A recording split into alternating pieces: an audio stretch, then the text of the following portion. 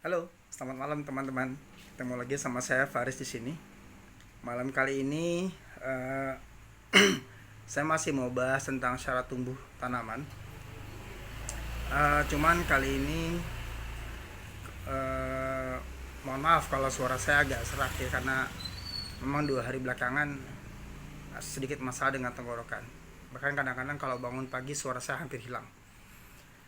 Oke, kalau kemarin terakhir kita bahas tentang suhu dan terik, ya.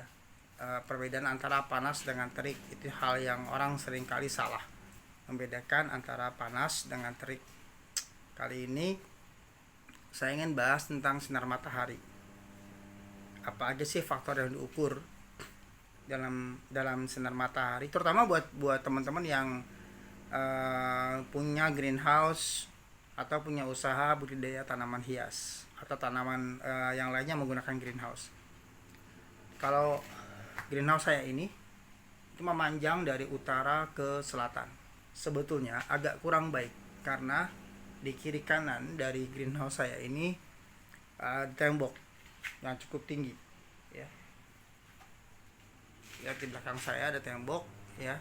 Uh, Sehingga matahari yang masuk ke sini itu hanya boleh dibilang efektif mulai jam 9 pagi sampai jam 2 siang. Artinya hanya berkisar 5 jam direct sun expose-nya. Nah, terkait sama pertumbuhan tanaman, pertama syarat tumbuh tanaman, ada memang tanaman yang menyaratkan tumbuh di tempat yang kena direct sun expose, artinya dia kejemur matahari secara langsung dengan durasi minimal. Biasanya sih tanaman itu butuh paparan matahari langsung minimal tuh 6 atau 7 jam, ya. Ada yang tahan 5 jam, tapi nanti pasti akan mengalami perubahan-perubahan pada morfologi tumbuhan tersebut. Ada yang senang ternaung atau teduh, tetapi tetap butuh paparan matahari yang cukup panjang, tadi antara 6 sampai 7 jam.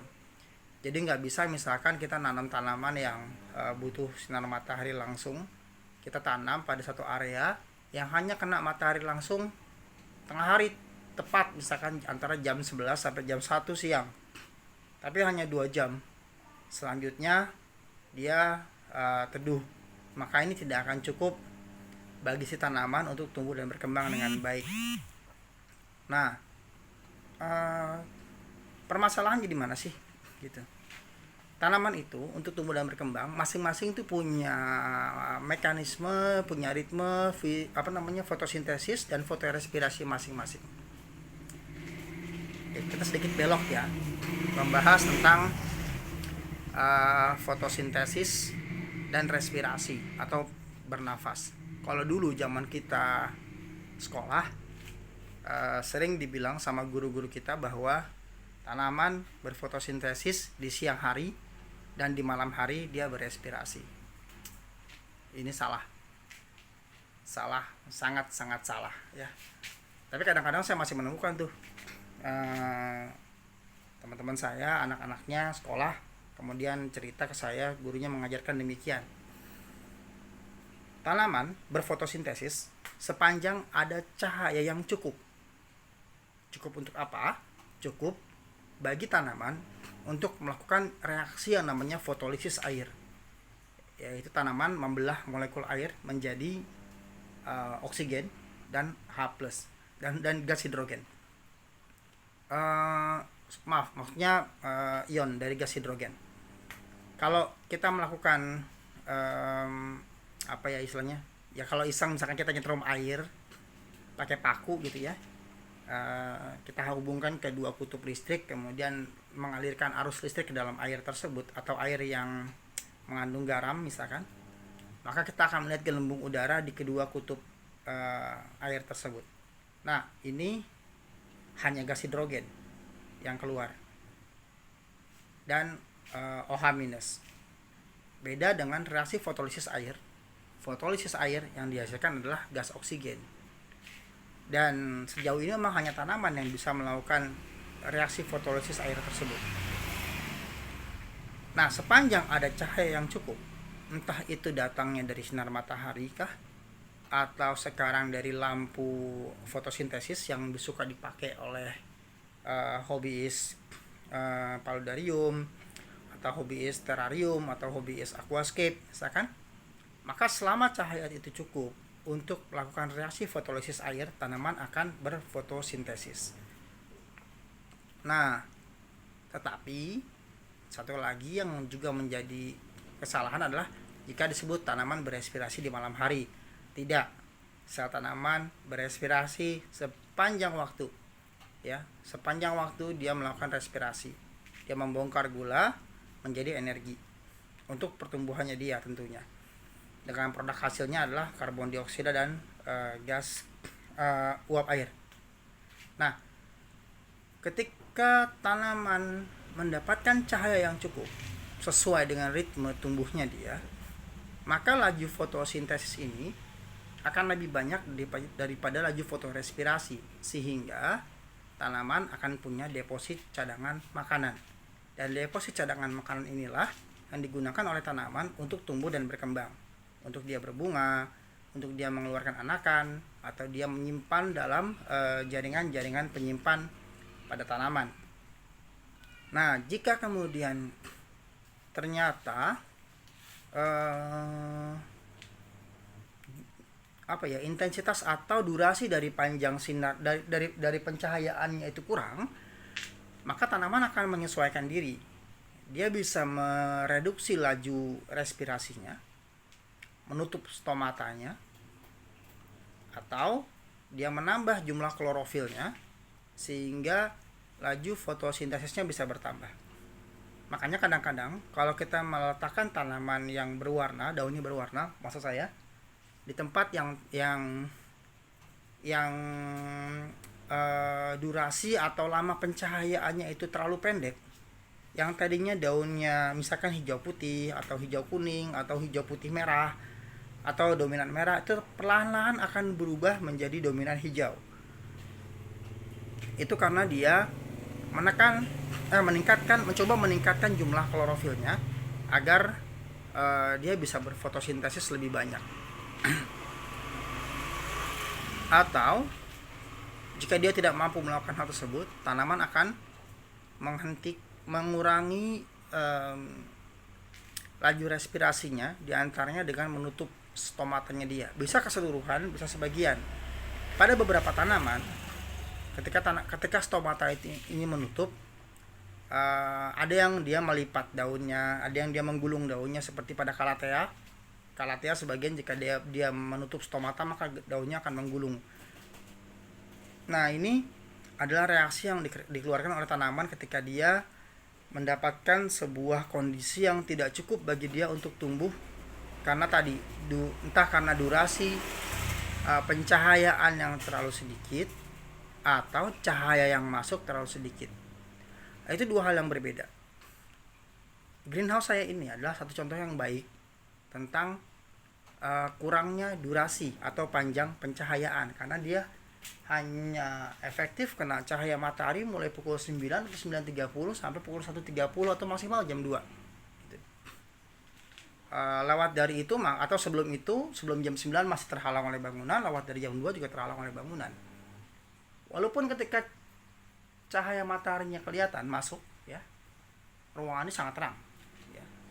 Makanya saya pasangin paranet untuk mengurangi intensitas cahaya matahari. Kalau nggak pakai paranet, maka daun aglonema saya dan tanaman arwit yang lainnya ada di sini bisa terbakar. Tapi yang saya rasakan kurang pada greenhouse saya ini adalah panjang pencahayaannya itu kurang banyak, sehingga ya pertumbuhan tanamannya tidak akan bisa lebih baik pada teman-teman yang mungkin yang punya greenhouse di atap rumah yang tidak ada sama sekali penghalang baik dari timur atau dari barat. Nah, itu membedakan antara intensitas cahaya matahari dengan panjang penyinaran.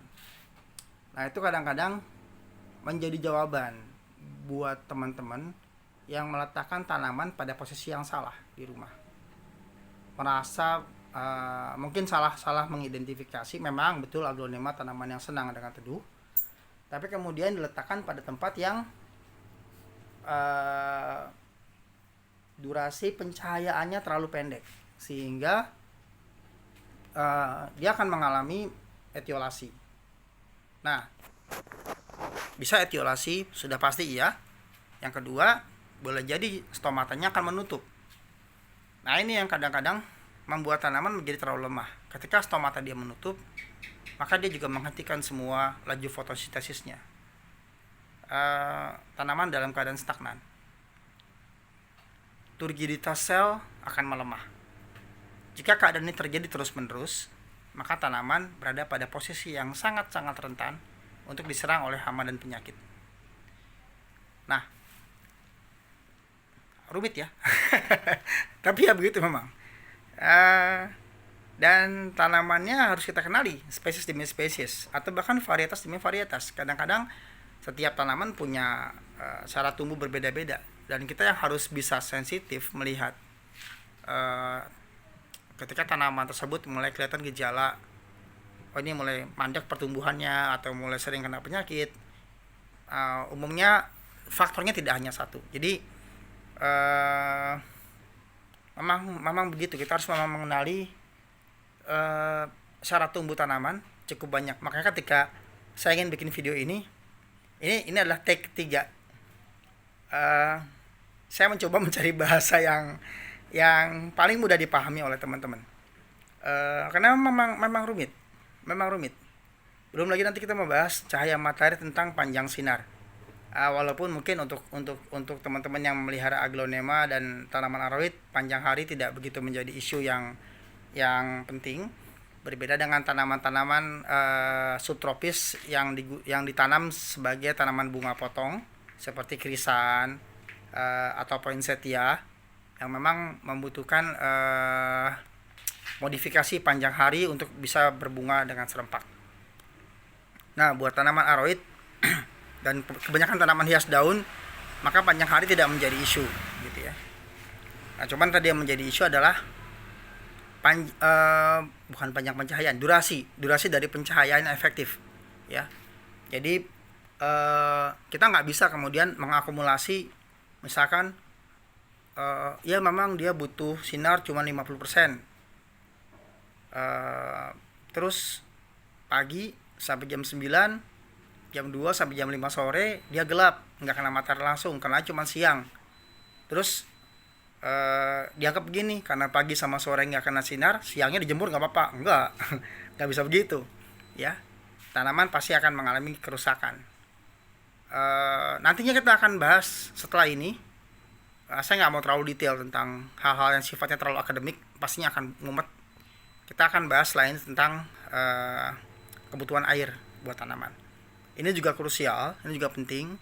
Teman-teman harus tahu bagaimana mengukur kebutuhan air buat tanaman, sehingga nggak salah dalam memberikan air bagi tanaman-tanaman peliharaannya di rumah. Ya, oke, mungkin itu aja yang kita bahas pada malam kali ini tentang sinar matahari.